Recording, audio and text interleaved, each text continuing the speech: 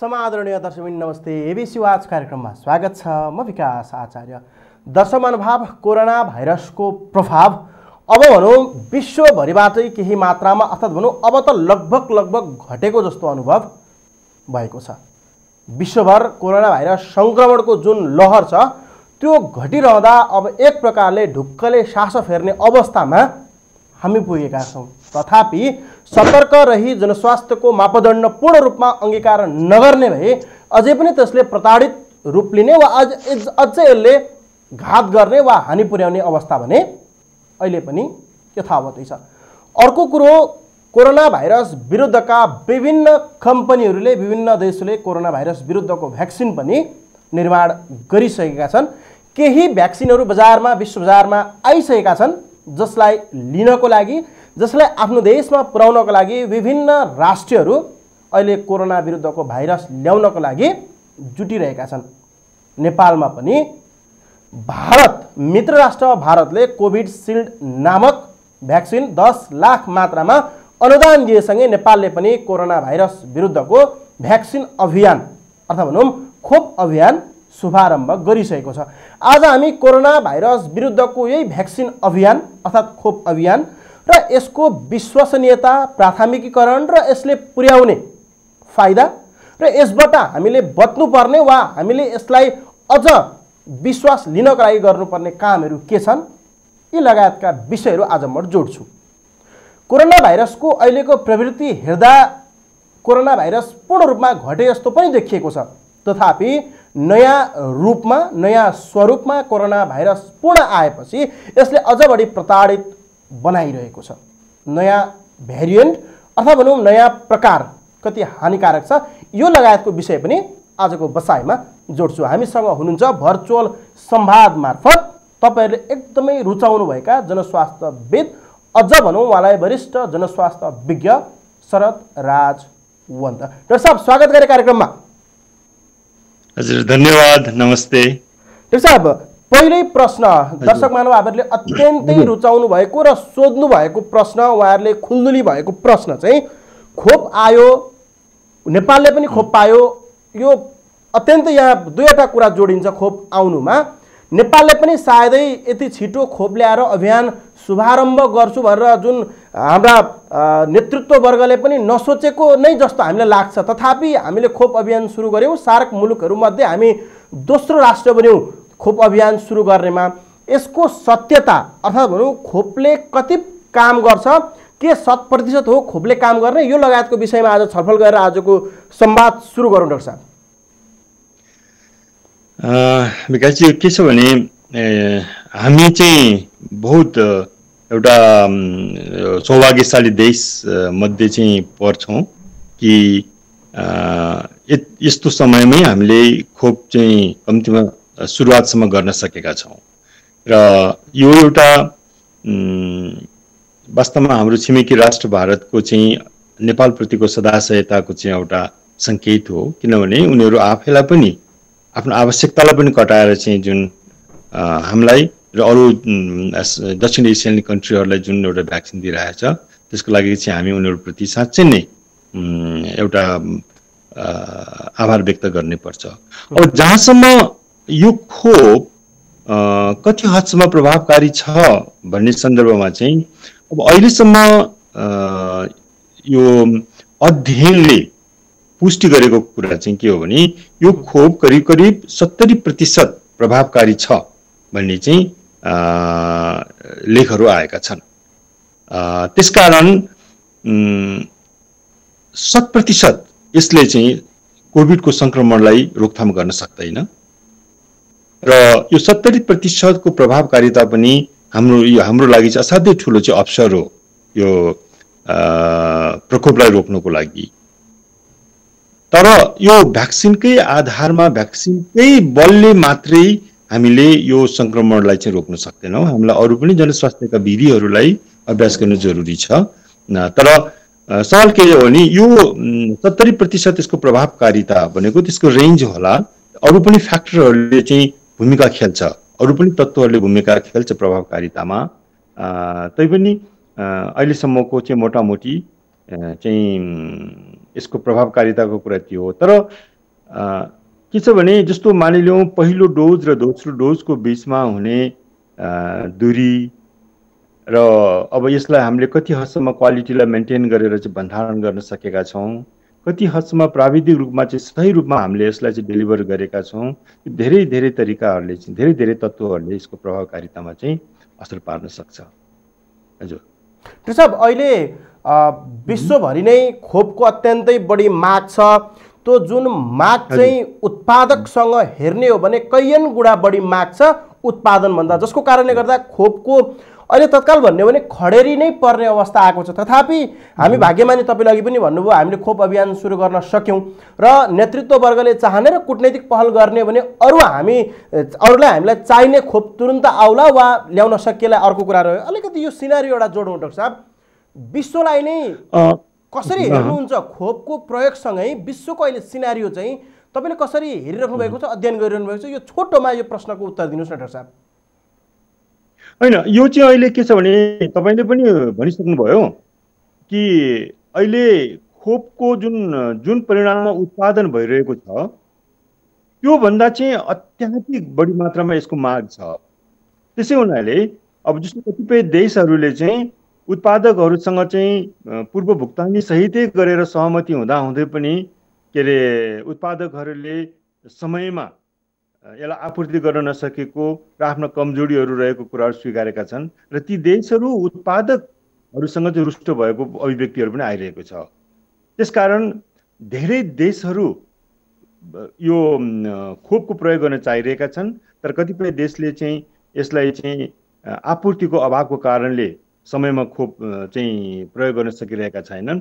तर एउटा कुरा के स्पष्ट छ भने अहिले यतिखेर जुन देशमा खोपको प्रयोगहरू भइरहेका छन् र ती देशहरूले पनि मात्रै खोपकै कारणले अथवा खोपकै आधारमा मात्रै सङ्क्रमणलाई चाहिँ रोक्ने नीति बनाएको छैन र जनस्वास्थ्यको अरू प्रावधानहरूलाई ती देशहरूले चाहिँ अत्यन्तै सावधानी साथ, अत्यन्तै चाहिँ गम्भीरता साथ चाहिँ के अरे अनुसरण गरिरहेका छन्। त्यसकारण अहिले के अरे सबै देशहरूले खोप उपलब्ध गर्न सकेका छैनन् र कतिपय उपलब्ध भएकै देशहरूले पनि सुरुवात गर्न सकिरहेका छैनन्।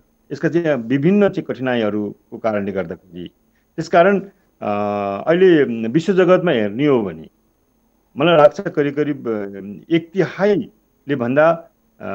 देशहरूले भन्दा चाहिँ यो खोप सुरु गर्न सकेका छैनन् र जहाँ यो खोप सुरु भइसकेको छ त्यहाँ पनि त्यहाँका सम्पूर्ण नागरिकहरूले खोप चाहिँ लगाइसकेका छैनन्। डाक्टर साहब, अब अर्को एउटा विषय के रह्यो भने कोरोना भाइरस विरुद्धको भ्याक्सिन अर्थात् भनौँ भ्याक्सिनेसन सुरु गरेका मुलुकहरू जस्तै कि अमेरिकाकै कुरा गर्ने हो भने, ब्रिटेनकै कुरा गर्ने हो भने, अथवा भनौँ ब्राजिलकै कुरा गर्ने हो भने पनि जति मात्रामा कोरोना भाइरसले जुन सङ्क्रमण घटाएर लिएर जान्छ अब चाहिँ नियन्त्रणको दिशामा जान्छ भन्ने एउटा अपेक्षा गरिएको थियो। तथापि त्यो देखिएन। अहिलेको अवस्थामा हेर्ने हो भने त्यहाँको सङ्क्रमण दर कतै पनि घटेको छैन, जसको कारणले गर्दा भ्याक्सिन नै पो अलिकति विश्वास गर्न असहज हुने परिस्थिति पो आएको होइन भन्ने कुरा चाहिँ विश्वव्यापी अभ्यास हेर्दाखेरि थाहा हुन्छ।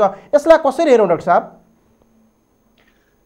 मलाई चाहिँ त्यस्तो लाग्दैन कि यसको भ्याक्सिनको केही प्रभाव परेकै छैन भन्ने कुरा चाहिँ होइन। भ्याक्सिन यो चाहिँ एउटा असाध्यै यो गहन प्रयोग एक्सपेरिमेन्ट पछाडि चाहिँ यो भ्याक्सिनको चाहिँ यो आम नागरिकमा चाहिँ प्रयोग हुन थालेको हो। त्यसले गर्दाखेरि भ्याक्सिनको प्रभावकारिता पक्कै पनि छ, तर सवाल के मात्रै हो भने भ्याक्सिनकै आडमा मात्रै सङ्क्रमण रोकिने होइन।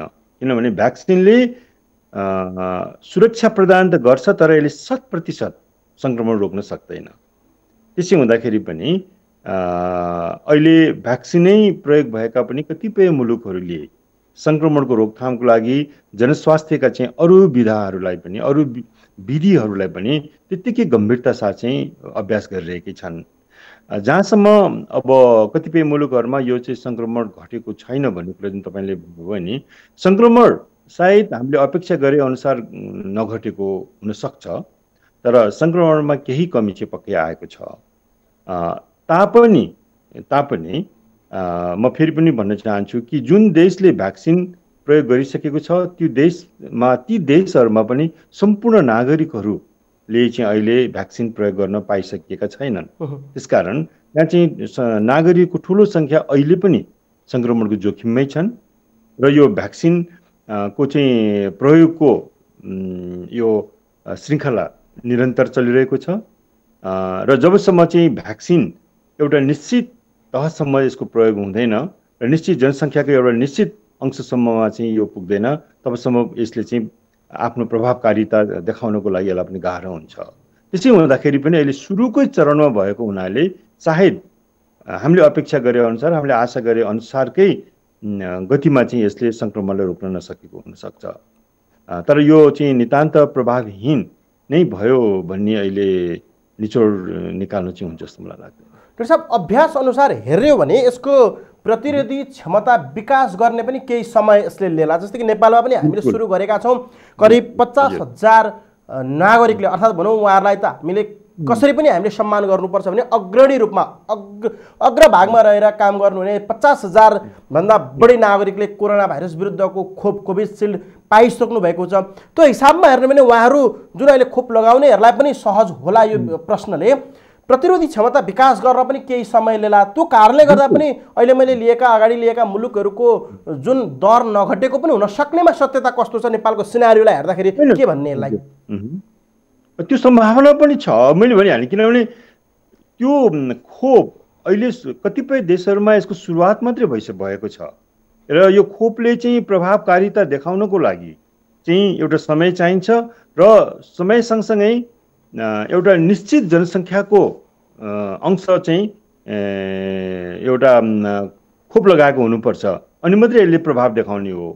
अब नेपालमा त भर्खरै मात्रै सुरु भएको हुँदाखेरि यसले चाहिँ जुन एउटा प्रतिरोधात्मक क्षमता विकास गर्ने समय अहिलेसम्म यसले पाएकै छैन। त्यसकारण नेपालमा त यो अहिले भन्न सक्ने स्थिति नै छैन भने अरू देशमा जहाँ चाहिँ केही महिना अगाडिदेखि यो खोप सुरु भइसक्यो यिनै देशहरूमा पनि सम्पूर्ण नागरिकहरू चाहिँ अथवा जोखिममा भएका सबैले चाहिँ यो खोप पाउन नसकेको हुँदाखेरि पनि यसले चाहिँ पूर्ण रूपमा चाहिँ प्रभावकारिता देखाउन नसकेको पनि हुनसक्छ।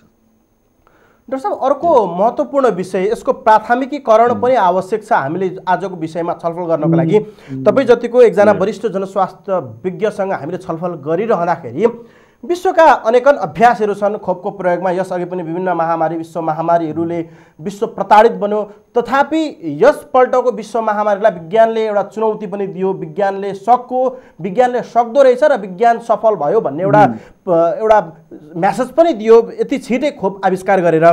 अब यसको प्राथमिकीकरणको कुरा गर्ने हो भने हुन त निश्चित आफ्नो देशले यसको प्राथमिकीकरणको आफ्नो सेड्युल त बनाएका छन्, तथापि हाम्रो मुलुकको अवस्थालाई हेर्ने र भ्याक्सिनको प्रयोग गर्दाखेरिको अवस्थामा यसको प्राथमिकीकरण कसरी गरिनुपर्छ? हुन त सरकारले आफ्नो एउटा यसको निर्देशिका त बनाइसकेको छ। अब जहाँसम्म मलाई लाग्छ यो प्राथमिकीकरण भनेको समयको हिसाबले, यद्यपि नेपालको कुरा गर्दाखेरि नेपालको चाहिँ सरकारको लक्ष्य चाहिँ सम्पूर्ण नागरिकहरूलाई अथवा भनौँ 18 वर्षभन्दा माथिका सम्पूर्ण नागरिकहरू जो चाहिँ खोपको लागि योग्य छन् उनीहरूको लागि भ्याक्सिन दिने त्यो वचनबद्धता चाहिँ देखाइसकेको अभिव्यक्त भइसकेको छ। तर एकैपटक चाहिँ हामीलाई चाहिँ सम्पूर्ण नागरिकहरूलाई पुग्न सक्ने भ्याक्सिन उपलब्ध नहुँदाखेरि समयको हिसाबले हामीले प्राथमिकीकरण गर्नुपर्छ। मलाई लाग्छ नेपाल सरकारले गरेको प्राथमिकीकरण चाहिँ त्यो एकदमै लजिकल छ, सान्दर्भिक छ कि जो चाहिँ बढी जोखिममा हुन्छ ती जोखिममा हुने नागरिकहरूले चाहिँ पहिलो चरणमा चाहिँ पाउनुपर्छ अथवा चाहिँ उनीहरूले चाहिँ प्राथमिकतामा उनीहरूलाई पार्नुपर्छ भन्ने जुन किसिमको एउटा सैद्धान्तिक हाम्रो चाहिँ एउटा नीति बनेको छ त्यो चाहिँ सही छ। तर खालि हाम्रो चाहिँ चासो सरकारको विषय चाहिँ के छ भने साँच्चै नै नेपाल सरकारले बनाएको चाहिँ त्यो नीति अनुसार कार्यान्वयन होला कि नहोला, अथवा साँच्चै नै आवश्यकता परेको प्राथमिकीकरणमा चाहिँ परेका नागरिकहरूले चाहिँ साँच्चै व्यवहारमा चाहिँ समयमा चाहिँ खोप पाउला कि नपाउला, त्यो चाहिँ हाम्रो सरकारको विषय हो। र हामी चाहन्छौँ यसमा चाहिँ सरकारले इमान्दारिताका साथ जसले चाहिँ जुन समयमा पाउनुपर्ने हो त्यसको लागि चाहिँ खोप उपलब्ध होस्, त्यो चाहिँ हाम्रो चाहना हो।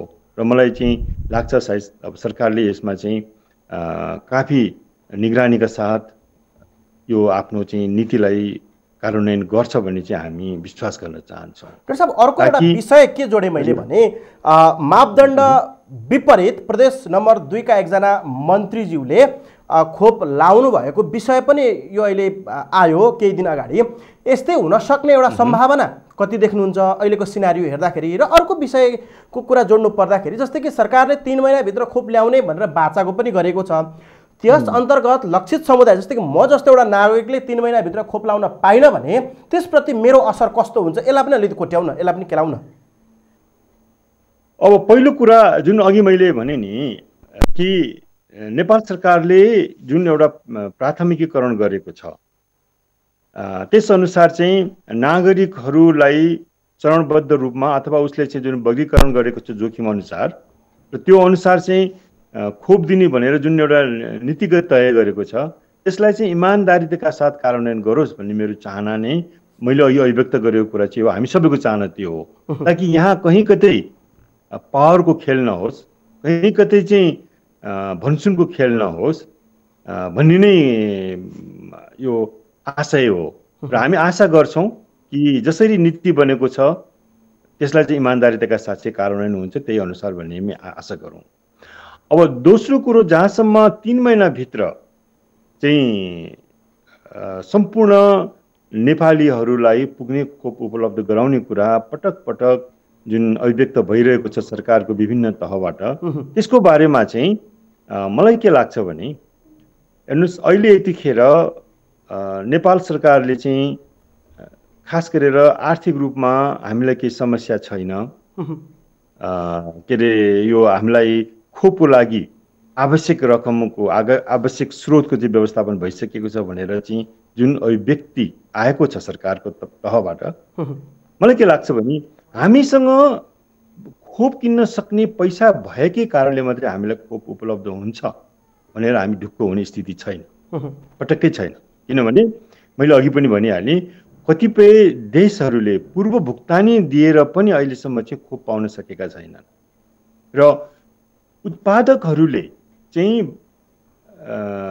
स्वीकारिसकेको छ कि हामीले चाहिँ समयमा खोप चाहिँ के अरे वितरण गर्न सकेनौँ, खोपको आपूर्ति गर्न सकेनौँ भनेर उनीहरूले चाहिँ त्यो स्वीकार गरिसकेको छ भने हामीले चाहिँ खालि पैसै भएकै कारणले गर्दा मात्रै अथवा चाहिँ हामीसँग स्रोत भएकै कारणले मात्रै यो हुँदैन। र दोस्रो कुरा के छ भने यो खोपको बारेमा एउटा कुरा हामीले बुझ्नुपर्ने, जस्तो अहिले अब आउने दिनहरूमा पक्कै पनि खोपका उत्पादनहरू बढ्छन् र उत्पादक देशहरू पनि बढ्छ।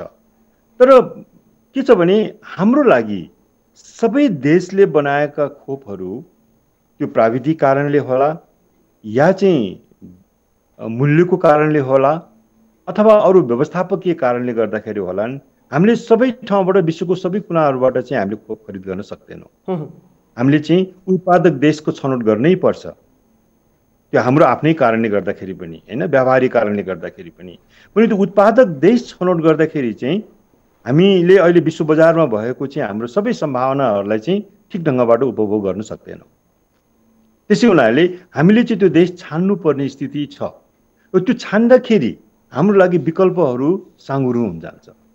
त्यसै हुँदाखेरि पनि खालि स्रोतकै उपलब्धिको कारण, स्रोत भएकै कारणले अथवा हामीले चाहिँ खरिद गर्न सक्ने हाम्रो आर्थिक क्षमता भएकै कारणले मात्रै हामीले चाहिँ खोप आपूर्ति गर्न सक्छौँ भन्ने कुरामा चाहिँ मलाई व्यक्तिगत रूपमा मलाई शङ्का लाग्छ। त्यसकारण यसको लागि हामीले उत्पादकहरूसँग समयमै सहमत गर्नु पर्यो, सहमतिहरू हुनु पर्यो। हुनसक्छ हामीले चाहिँ पूर्व भुक्तानीहरू दिएर चाहिँ उनीहरूलाई बाचा गराउन सक्नु पर्यो हैन, त्यो पहल कति भएको छ थाहा छैन। र त्यसबाहेक उत्पादकहरूले सँग मात्रै सहमति गरेर हुँदैन, हामीले चाहिँ हुनसक्छ उत्पादक देशहरूसँग चाहिँ कूटनैतिक बहसहरू पनि गर्नु पर्यो। यो सबै कुराहरूको बहुतै महत्त्वपूर्ण भूमिका हुन्छ र अहिले चाहिँ विश्वभरि चाहिँ एउटा विश्वव्यापी सञ्जाल पनि छन्, नागरिक समाजहरूको सञ्जाल जसले चाहिँ त्यस्तो देशहरूलाई चाहिँ के अरे आवश्यक पर्दाखेरि दबाब पनि दिइरहेको छ कि कतिपय चाहिँ विकासोन्मुख देशहरू जसले चाहिँ समयमा चाहिँ भुक्तानी दिन सक्दैन अथवा समय उनीहरूले चाहिँ कुनै शक्ति परिचालन गर्न सक्दैन त्यस्ता देशका नागरिकहरू पनि खोपको पहुँचबाट वञ्चित नहोस् है भनेर उनीहरूले चाहिँ आवाजहरू उठाइरहेको छ। त्यस्तो किसिमको चाहिँ विश्वव्यापी चाहिँ नागरिक समाजहरूको चाहिँ सञ्जालहरूलाई पनि हामीले चाहिँ आवश्यक पर्यो भने चाहिँ प्रयोग गर्नुपर्ने हुन्छ र परिचालन गर्नुपर्ने हुन्छ। यो सबै चिजहरूलाई हामीले ठिक ढङ्गबाट व्यवस्थापन गर्न सक्यौँ भने सायद हामीले सोचेको जस्तो समयमै हामीलाई खोपको आपूर्ति हुन सक्ला। नत्र भनेदेखि त्यति सहज छैन। अब नेपाल सरकारले के व्यवस्थापन गरिरहेको छ, कसरी चाहिँ यो पहल गरिरहेको छ त्यसको बारेमा हामीलाई त्यति धेरै जानकारी नभएको हुँदाखेरि केही भन्न सक्दैनौँ र आशा गरौँ सायद जुन किसिमले चाहिँ नेपाली जनताहरूलाई प्रतिबद्धता जाहेर गरेको छ नेपाल सरकारले त्यो चाहिँ पुरा हुनेछ, पुरा होस्, हाम्रो कामना पनि छ। डाक्टर साहब, यो अर्को एउटा महत्त्वपूर्ण विषय चाहिँ अहिले विश्वभर नै शक्ति सम्पन्न राष्ट्र अथवा भनौँ शक्तिशाली राष्ट्रहरूले चाहिँ खोपप्रति चाहिँ राजनीतिकरण गरेको भन्ने एक प्रकारको आरोप विश्व बजारमा लाग्ने गरेको छ। त्यो कुरालाई तपाईँ कति मान्नुहुन्छ? प्रसङ्ग नम्बर 1 रह्यो भने। अर्को कुरो, त्यसरी खोप राजनीतिकरण गरेर आफ्नै मुलुकमा भण्डारण गरे पछाडिको अवस्थामा गरिब मुलुकहरूको अवस्था के होला, जसको कारणले गर्दा कोरोना सङ्क्रमणको हकीकत कस्तो देख्नुहुन्छ? यसलाई अलिकति प्रश्न होला।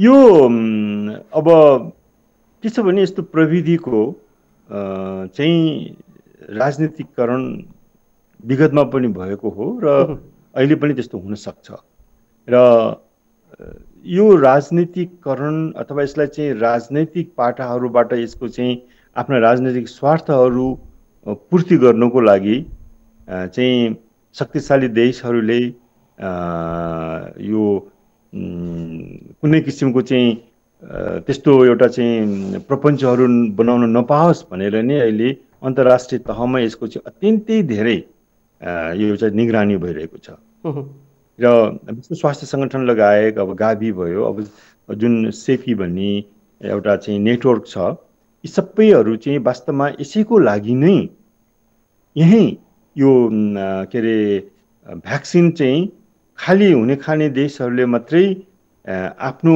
प्रयोगको लागि, आफ्नो चाहिँ के अरे उपभोगको लागि मात्रै उत्पादन गरेर चाहिँ भण्डारण नगरोस् भन्ने त्यो खालको चाहिँ स्थितिलाई सम्बोधन गर्नको लागि नै अन्तर्राष्ट्रिय तहमा यो प्रयासहरू भइरहेको छ र हामी आशा गर्छौँ कि त्यस्ता चाहिँ प्रयासहरू सफल हुनेछ। जस्तो अब कोभ्याक्स जुन एउटा कार्यक्रम हो, त्यो कोभ्याक्स कार्यक्रम पनि यसैको लागि नै सिर्जना गरिएको हो र अहिले कोभ्याक्स कार्यक्रममा चाहिँ हामी जस्तो कम शक्तिशाली देशहरू, हामी जस्तो चाहिँ समयमै के अरे खरिद गर्न नसक्ने देशहरू न हामी उत्पादन गर्न सक्छौँ, न हामीले चाहिँ आवश्यक पर्दाखेरि चाहिँ खरिदै गर्न सक्छौँ, हामी जस्ता देशहरू होइन, तिनीहरूको लागि पनि र ती देशका नागरिकहरूको लागि पनि के अरे भ्याक्सिन चाहिँ पहुँचभन्दा बाहिर नहोस् भन्नको लागि कोभ्याक्स जस्तो चाहिँ कार्यक्रमहरू ल्याइयो।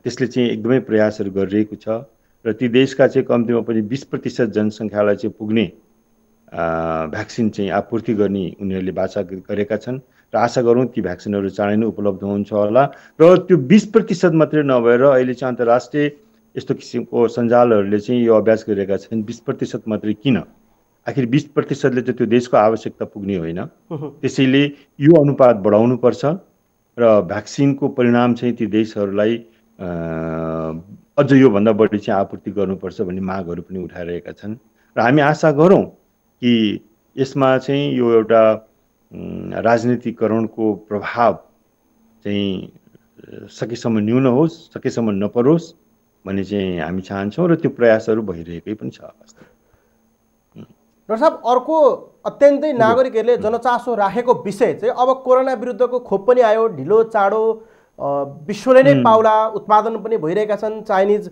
भ्याक्सिनदेखि लिएर रुसी भ्याक्सिन, स्पुतानिक लगायतका भ्याक्सिनहरू लगायतका अन्य विभिन्न भ्याक्सिनहरू अहिले निर्माणको अन्तिम चरणमा छन्। सायद आगामी 1 महिनासम्ममा यी भ्याक्सिनहरूले पनि प्रयोगको अनुमति पालान्। यस अवस्थामा अब भ्याक्सिन पनि आयो, खोप पनि लगाउने, तथापि एउटा सङ्कट अथवा एउटा प्रश्नचिन्ह रहेको विषय चाहिँ कोरोना भाइरस चाहिँ कसरी निर्मूल हुँदै जाला भन्ने एउटा कुरा रह्यो। भ्याक्सिनको प्रयोग पछाडिका दिनहरू अर्थात् कोरोना भाइरसको अन्त्य, यसको पूर्णविराम कस्तो होला, विगतका नजिरहरू के छन् भाइरस सम्बन्धी अलिकति दर्शकलाई खुल्ने गरी। हजुर, यो कुरा चाहिँ अघि पनि अलिकति उठिसकेको छ र यसलाई चाहिँ हामीले वास्तवमा बारम्बार उठाउनुपर्छ कि कुनै पनि भ्याक्सिन अहिलेसम्म चाहिँ पहिलो कुरो चाहिँ त्यो भ्याक्सिन अहिले पनि 100% प्रभावकारी हुन सकेको छैन। त्यसको मतलब भ्याक्सिन लगाउने सबैजना चाहिँ संक्रमणबाट सुरक्षित छ भनेर चाहिँ ग्यारेन्टी दिन सकिने स्थिति छैन हैन। एउटा कुरा त्यो। दोस्रो कुरा, अहिले तत्कालै वास्तवमै भ्याक्सिनै उपलब्धै भए तापनि हामीलाई यो सम्पूर्ण नागरिकहरूले त्यो भ्याक्सिन उपभोग गर्नको लागि अझै पनि धेरै नै समय लाग्छ हैन, धेरै समय लाग्छ। त्यसो हुँदाखेरि यो जुन समय हो, यो समय चाहिँ संक्रमण फैलिनको लागि यथेष्ट हुन सक्छ। त्यसकारण भ्याक्सिनकै बुतामा मात्रै अथवा भ्याक्सिनकै आडमा मात्रै हामीले कोरोनाको यो प्रकोपलाई निस्तेज गर्न सक्दैनौँ। र निस्तेज गर्न सक्दैनौँ भन्नाले एउटा लामो समय लाग्न सक्छ भ्याक्सिनकै मात्रै बलमा चाहिँ यदि कोरोनाको यो प्रकोपलाई चाहिँ रोक्ने हामीले चाहिँ प्रयास गर्यौँ भने। त्यसैले भ्याक्सिन सँगसँगै भ्याक्सिनको यो खोपपछि प्रयोग सँगसँगै हामीले जनस्वास्थ्यका अरू विधिहरूलाई पनि त्यत्तिकै गम्भीरता साथ चाहिँ अभ्यास गर्नै पर्छ। अनि मात्रै हामीले यो कोभिडको यो महामारीलाई, यो प्रकोपलाई चाहिँ हामीले समयमै के अरे निस्तेज गराउन सक्छौँ। यदि होइन भनेदेखि भ्याक्सिनै मात्रै हामीले चाहिँ आड लिने, भ्याक्सिनकै बुतामा मात्रै हामीले यसलाई त्यसैको चाहिँ प्रभावबाट मात्रै यो प्रकोपलाई चाहिँ हामीले सम्बोधन गर्न खोज्यौँ भनेदेखि एउटा लामो समयसम्म चाहिँ यो जान सक्छ र त्यतिखेरसम्म चाहिँ कोभिडले चाहिँ जति हामीले सोचेभन्दा बढी चाहिँ क्षति पुर्याउन सक्छ। त्यसकारण यो हामीले भ्याक्सिनको उपभोग गर्दा गर्दै पनि, उपयोग गर्दा गर्दै पनि, भ्याक्सिनको प्रयोग गर्दा गर्दै पनि जनस्वास्थ्यका अरू विधिहरूलाई चाहिँ हामीले पालना गर्नै पर्छ। डाक्टर साहब, अर्को विषय सूत्र नै हो यो। हजुर, अर्को विषय कोरोनाको समय अर्थात् भनौँ डिसेम्बर अन्तिम साता 2019 देखि अर्थात् नेपालमा भन्ने हो भने त माघको 10 गते पछाडिका दिनमा जुन पहिलो सङ्क्रमित देखिनुभयो, त्यसपछि आजसम्मको दिनलाई यो जुन कोरोना पिरियड छ, नेपालले यसलाई कसरी लिने, केही अवसर वा केही चुनौतीको रूपमा लिने वा यो समयलाई कसरी हेर्ने एउटा प्रसङ्ग त्यो रह्यो। अर्को कुरा, यस बीचमा नेपाल सरकारसँग वा आम नागरिकसँग, हामी जस्तो नागरिकसँग पनि एउटा जनस्वास्थ्य भन्ने विषयको पोलिसी चाहिँ कस्तो रहनु पर्ला वा कस्तो रह्यो। हामीले आजसम्म बुझेको जनस्वास्थ्य भन्ने बित्तिकै मेडिकल लाइन भन्दा अरू बुझेका छैनौँ। हामीले मेडिकल लाइन भन्ने मात्रै बुझेका छौँ। यसका डाइमेन्सनहरू कस्ता हुँदो रहेछन्, अब हामीले बुझ्नुपर्ने र हामीले अपनाउनु पर्ने विधि प्रक्रिया के रहेछ, यो विषयमा चर्चा गरौँ। अब के छ भने जनस्वास्थ्य भनेको चाहिँ यो अलि यसको चाहिँ दायरा फराकिलो हुन्छ हैन। यो खालि अस्पताल, क्याप्सुल, इन्जेक्सन, प्रयोगशाला मात्रै जनस्वास्थ्यको विधिहरू होइनन्। त्यो महत्त्वपूर्ण पाटो हो, अत्यन्तै महत्त्वपूर्ण पाटो हो, तर जनस्वास्थ्य त्योभन्दा पनि फराकिलो हुन्छ। र खास गरेर जनस्वास्थ्यको कुरा गर्दाखेरि हामीले चाहिँ कुनै पनि समस्याको मात्रै समस्या भइसक्यो पछाडि त्यसलाई व्यवस्थापन गर्ने कुराहरू गर्दैनौँ। जनस्वास्थ्यको चाहिँ महत्त्वपूर्ण पाटो भनेको चाहिँ ती समस्याहरूको समयमै हामीले रोकथामको व्यवस्थापन गर्ने हो। त्यो चाहिँ जनस्वास्थ्यको चाहिँ अत्यन्तै महत्त्वपूर्ण चाहिँ पाटो हो। र हामीले प्रयास गर्दा गर्दै पनि, हामीले मेहनत गर्दा गर्दै पनि ती समस्याहरू हुन सक्छन्। अनि त्यो समस्या भइसके पछाडि चाहिँ अनि व्यवस्थापन गर्नुपर्ने हुन्छ। त्यो व्यवस्थापन गर्ने भनेको चाहिँ त्यस पछाडि हामीलाई अस्पताल चाहिन्छ र उपचार चाहिन्छ। उपचारमा संलग्न हुने चाहिँ विशेषज्ञहरू, स्वास्थ्य कर्मीहरू, विविध किसिमको प्रयोगशाला, यी सबै चिजहरू हामीलाई चाहिन्छ।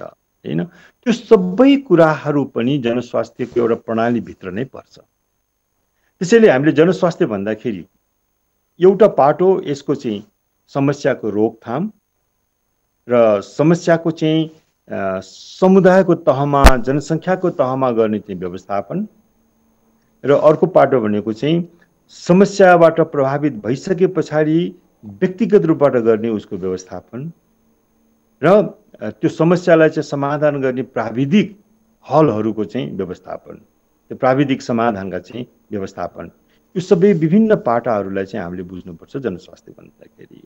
र त्यसबाहेक यो पनि के जरुरी छ भने स्वास्थ्यको समस्याले मात्रै स्वास्थ्यको यो मुद्दा मात्रै ल्याउँदैन। अहिले हामीले कोभिडको प्रकोपको सन्दर्भमा जोडेर हेर्ने हो भने कोभिडले खालि स्वास्थ्यको कुराहरू र स्वास्थ्यको समस्या मात्रै सिर्जना गरेको होइन। कोभिडको समस्याले, कोभिडको प्रकोपले गर्दाखेरि हाम्रा चाहिँ सामाजिक समस्याहरू, हाम्रा आर्थिक समस्याहरू र हाम्रा चाहिँ कतिपय मानसिक, कतिपय चाहिँ विविध खालको चाहिँ समस्याहरू यसले सिर्जना गरेको छ हैन। त्यसले गर्दाखेरि यो सबै चिजलाई चाहिँ व्यवस्थापन गर्नको लागि पनि हामी चाहिँ एउटा जनस्वास्थ्यको प्रणालीको कुरा गर्छौँ।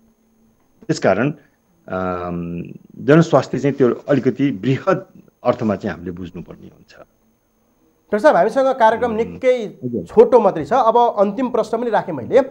2020 अर्थात् भनौँ हामीले यो कोरोना पिरियडलाई कसरी सिक्ने वा सिक्ने रूपमा लिने वा कसरी बुझ्ने 2020लाई, तपाईँ एकजना वरिष्ठ जनस्वास्थ्यविद भएको कारणले गर्दा छोटोमा यसलाई सकेर आजको यो बसाइबाट बिट मारौँ। हजुर, अब यो कोरोनाको प्रकोप के भनिन्छ भने हरेक सङ्कट चाहिँ एउटा अवसर पनि हो सिक्नको लागि। र कोरोनाको यो महामारीबाट चाहिँ वास्तवमा हामीले धेरै कुराहरू सिक्न सक्छौँ, धेरै कुराहरू सिक्न सक्छौँ। पहिलो कुरा त के छ भने हाम्रो तयारी, यस्तो किसिमको चाहिँ आकस्मिक रूपमा आउन सक्ने स्वास्थ्य समस्याको तयारीको बारेमा हाम्रा चाहिँ थुप्रै कमजोरीहरू रहेछन्। त्यो कुराहरू हामीले अहिले बुझ्नु बहुत जरुरी छ र आगामी दिनहरूमा अब त्यस्ता चाहिँ सम्भावित समस्याको तयारीको चाहिँ हामीले चाहिँ व्यवस्थापन गर्नुपर्छ। एउटा पाटो त्यो। दोस्रो कुरा चाहिँ के छ भने यो समस्या आइसके पछाडि त्यसलाई चाहिँ सम्बोधन गर्नको लागि हामीसँग अलिकति कहीँ कतै हाम्रा चाहिँ निर्णय प्रक्रियामा चाहिँ ढिलाइ र त्यो भन्दा पनि अझ कस्तो छ भने हामीले नीति त बनायौँ, निर्देशिकाहरू त बनायौँ, तर त्यसको कार्यान्वयनमा हाम्रा थुप्रै कमजोरीहरू रहे हैन। त्यो कार्यान्वयनको पाटो चाहिँ हाम्रो धेरै ठाउँमा चाहिँ हामी समयमै त्यसलाई चाहिँ ठिक ढङ्गबाट व्यवस्थापन गर्न सकेर हामीले धेरै क्षतिहरू बिहोर्नु पर्यो। त्यसकारण त्यसको लागि पनि हामीले सिक्ने कुराहरू धेरै नै छन्। भने अर्को कुरा चाहिँ जस्तो यो समस्या चाहिँ जहिले पनि कुनै पनि समस्या चाहिँ खालि एउटा मात्रै क्षेत्रले त्यसलाई सम्बोधन गर्न सक्दैन। त्यसकारण अब अहिले यो कोभिडको सन्दर्भमा हेर्ने हो भनेदेखि कस्तो देखियो भनेदेखि धेरै भार स्वास्थ्य मन्त्रालयलाई देखियो, जबकि यसका चाहिँ कैयौँ पाटाहरू गर्नुपर्ने कामका चाहिँ कैयौँ चाहिँ पाटाहरू स्वास्थ्य मन्त्रालयभन्दा बाहिरको क्षेत्र थियो। भने त्यहाँनिर चाहिँ हामीले अलिकति बहुक्षेत्रीय, बहुआयामिक यो जुन संयोजन गर्ने कुराहरूमा चाहिँ हामी धेरै ठाउँमा चुक्यौँ कि समयमा चाहिँ सबै हाम्रा चाहिँ स्रोतहरूलाई ठिक ढङ्गबाट चाहिँ संयोजन गरेर ठिक ढङ्गबाट परिचालन गर्न सक्ने हाम्रो चाहिँ त्यो एउटा संयन्त्र हुनुपर्ने रहेछ। त्यो चाहिँ हाम्रो एउटा संस्कार पनि हुनुपर्ने रहेछ। हामीसँग त्यस्तो किसिमको प्रणाली पनि हुनुपर्ने रहेछ। यी तमाम कुराहरू चाहिँ हामीलाई सिकाएको छ। हामी आशा गरौँ भोलिको दिनहरूमा यस्तो समस्या कहीँ कथम कदाचित देखियो भनेदेखि हामीले चाहिँ हिजोका पाठहरूबाट चाहिँ आउने दिनहरूमा चाहिँ समयमै व्यवस्थापनमा चाहिँ एउटा चुस्तीपन, व्यवस्थापनको चाहिँ एउटा प्रभावकारितामा चाहिँ विकास हुनेछ र त्यसले चाहिँ गति लिनेछ र त्यो चाहिँ साँच्चै नै अर्थपूर्ण हुनेछ। त्यो चाहिँ हामी आशा गरौँ। हामीले सिक्ने कुराहरू यिनै हुन्। हस् डाक्टर साहब, व्यस्त समय दिनुभयो, धेरै धेरै धन्यवाद। हस्, धन्यवाद विकासजी। हस्, आदरणीय दर्शकबिन, उहाँ हुनुहुन्थ्यो वरिष्ठ जनस्वास्थ्य विज्ञ डाक्टर शरदराज वन्त। उहाँसँग आज हामीले कोरोना भाइरसको अन्तर्यमा बसेर केही निष्कर्षसहितका कुराहरू गऱ्यौँ। आगामी अङ्क अन्य अतिथिका साथ पुनः आउने बाचा गर्दै अहिलेका लागि एबिसी वाच कार्यक्रम सकिन्छ। म लगायत सम्पूर्ण युनिटलाई बिदा दिनुहोस्। एबिसी टेलिभिजन हेर्दै गर्नुहोला।